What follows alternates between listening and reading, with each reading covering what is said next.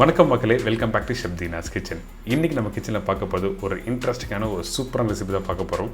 அது மட்டும் இல்லை, எல்லாருக்கும் பிடிச்ச recipe chicken 65 with fry noodles. இந்த chicken 65 with fry noodles master chef Australia season 13 பண்ணியிருக்காங்க. அந்த ரெசிபியை இன்றைக்கி என்னோடய ஸ்டைலில் உங்களுக்கு பண்ணி காட்ட போகிறேன். எல்லார் வீட்லேயும் இட்லி, தோசை, சாம்பார், சட்னி, வடை இந்த மாதிரி நிறைய ரெசிபி வீட்டில் பண்ணுறாங்க. ஆனால் எல்லோரும் பார்த்திங்கன்னா ஒரே மாதிரி பண்ண மாட்டாங்க. ஒரு சின்ன சின்ன சேஞ்சஸ் இருக்கும். அதுக்கேற்ற மாதிரி சின்ன சின்ன டேஸ்ட்டும் மாறி இருக்கும். அதே மாதிரி தான் மாஸ்டர் ஷெஃப் ப்ரோக்ராம்லையும் இந்த மாதிரி சிம்பிளான ரெசிபி இன்னோவேட்டிவோடு பண்ணுவாங்க. அந்த மாதிரி ரெசிபி நம்ம வீட்லேயும் பண்ண முடியும். அதை பார்த்து நீங்கள் கற்றுக்கும் செய்யலாம். ஏன் இதை சொல்கிறேன் கேட்டிங்கன்னா, மாஸ்டர் ஷெஃப் ஆஸ்திரேலியா சீசன் 13 இப்போது நம்ம டிஸ்னி ப்ளஸ் ஹாட்ஸ்டாரில் தமிழில் ரிலீஸ் ஆயிருக்கு. நீங்களும் பார்த்து ட்ரை பண்ணி வீட்டில் இந்த மாதிரி இன்னோவேட்டிவ் ரெசிபிலாம் ட்ரை பண்ணி பார்க்கலாம். இப்போ வாங்க நம்ம ரெசிபி எப்படி பண்ணுறது பார்க்க போகலாம்.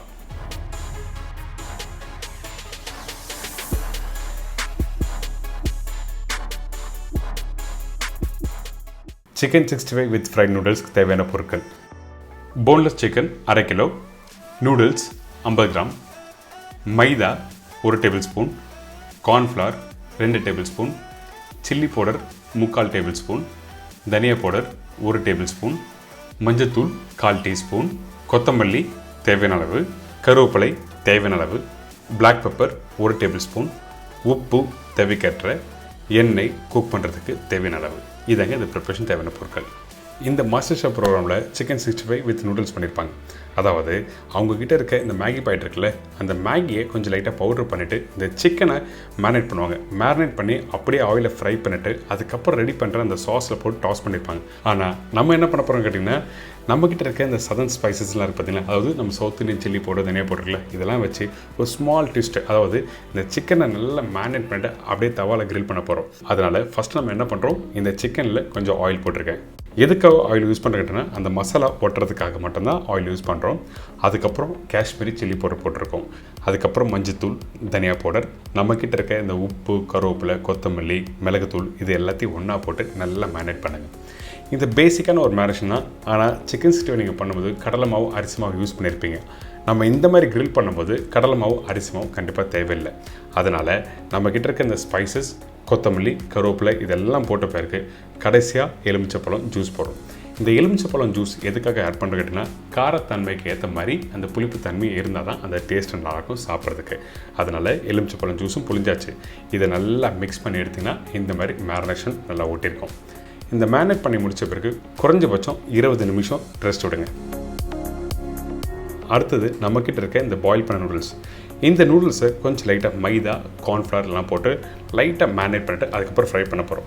எதுக்காக சிக்கன் 65 பண்ணுறதுக்கு நூடுல்ஸ் யூஸ் பண்ணுறதுன்னா காரணம் இருக்குது. இந்த மாதிரி மசாலா, அதாவது சவுத் இந்தியன் ஸ்டைலில் போட்டிருக்க அந்த மசாலாவும் அந்த சிக்கனில் போட்டு நல்லா மேரினேட் பண்ணிட்டு கிரில் பண்ணிவிட்டு சாப்பிடும்போது கொஞ்சம் காரமாக இருக்கும்ல, அந்த டைமில் இந்த மாதிரி க்ரன்ச்சியான ஒரு பொருள் இருந்தால் ரொம்ப நல்லாயிருக்கும். அதனால தான் நூடுல்ஸை ஃப்ரை பண்ணிவிட்டு அதுக்கப்புறம் ப்ரெசென்ட் பண்ணுறதுக்கும் இந்த நூடுல்ஸ் ரொம்ப இம்பார்ட்டன்ட். அதனால் இப்போது ஃப்ளாரில் டஸ்ட் பண்ணி எடுத்தாச்சுல, இதை அப்படியே நம்ம ஃப்ரை பண்ண போகிறோம்.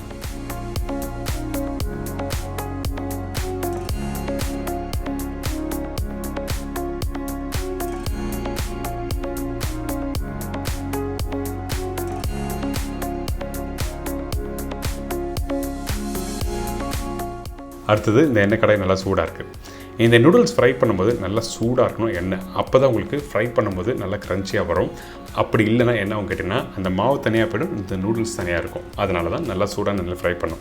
இந்த மாஸ்டர் ஷெஃப் ப்ரோக்ராமில் என்ன பண்ணியிருப்பாங்க கேட்டிங்கன்னா, அந்த மேகி பாக்கெட்டை நல்லா பவுடர் பண்ணிவிட்டு சிக்கனில் கோட் பண்ணிவிட்டு அதுக்கப்புறம் ஃப்ரை பண்ணுவாங்க. ஆனால் இந்த இடத்துல நம்ம என்ன பண்ணுறோம், டேரெக்டாக அந்த நூடுல்ஸை ஃப்ரை பண்ணுறோம். இந்த மாதிரி நூடுல்ஸை ஃப்ரை பண்ணிவிட்டு அழகாக கோல்டன் ப்ரௌன் கலர் வரும் பார்த்தீங்களா, அந்த டைமில் இது அப்படியே எடுத்து ப்ரெசென்ட் பண்ணுறதுக்கும் நல்லாயிருக்கும். அதே டைமில் அந்த சிக்கனோட க்ரன்ச்சியாக சாப்பிட்றதுக்கு ரொம்ப நல்லாயிருக்கும்.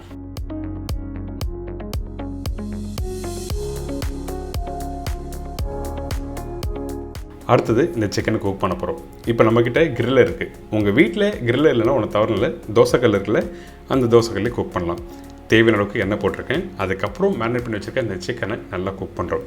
குக் பண்ணும்போது முக்கியமாக கவனிக்க வேண்டிய விஷயம் என்னன்னா, கல் நல்லா சூடாக இருக்கணும். எதுக்காக ஃபஸ்ட்டு கல் சூடாக இருக்கணுங்கன்னா, அப்போ தான் அந்த மார்க் வரும் கிரில் யூஸ் பண்ணும்போது. இதே தோசைக்கல் யூஸ் பண்ணும்போது மீடியமான ஃப்ளேமில் கல் சூடாக இருந்தால் போதும்.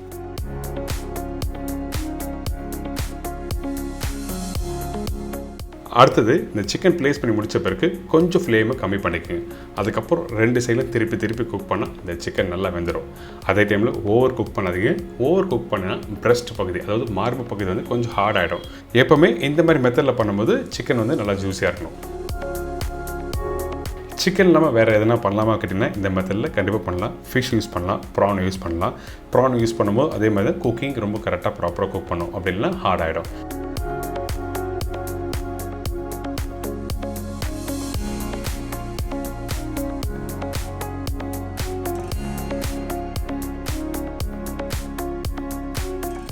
இப்போது இந்த சிக்கன் ரெடி ஆகிடுச்சு. ரெடியான சிக்கனை கரெக்டாக இருக்குது பார்த்தீங்களா, அந்த ரெட்டிஷ் கலர் சூப்பராக வந்திருக்குல்ல. இதை அப்படியே எடுத்து நான் பிளேட்டிங் பண்ண போகிறேன். இந்த மாதிரி பிளேட்டிங் பண்ணும்போது எப்போவுமே வந்து நல்லா ப்ளெயினான பிளேட்டாக இருந்தால் ரொம்ப நல்லாயிருக்கும். ஃப்ரை பண்ணி வச்சுருக்க இந்த நூடுல்ஸில் சைடில் இருக்க ட்ரிம்மிங்ஸ்லாம் கட் பண்ணி எடுத்துகிட்டு அதுக்கப்புறம் இந்த சிக்கன் பீஸ் 2 பீஸ் மேலே வச்ச பிறகு கொஞ்சம் கொத்தமல்லி போட்டிருக்கேன். இந்த இடத்துல எதனா சாஸ் அப்படிலாம் டிப் எதனா வேணும்னு நினச்சிங்கன்னா அந்த டைமில் நம்ம சவுத் இந்தியன் ஸ்டைலில் பண்ணுற சாஸ் எவ்வளோ இருக்குல்ல, அதாவது சட்னிஸ், தக்காளி, பூண்டு, பட்டர் இது மட்டுமே நல்லா குக் பண்ணிவிட்டு அதுக்கப்புறம் நல்லா ஃபைன் பேஸ்ட்டாக அரைச்சி திருப்பி குக் பண்ணி அதுக்கப்புறம் தொட்டு சாப்பிட்டீங்கன்னா ரொம்ப நல்லாயிருக்கும். இந்த மாதிரி ரெசிபியெல்லாம் நீங்கள் வீட்டில் இன்னோவேட்டிவாக பண்ணலாம்.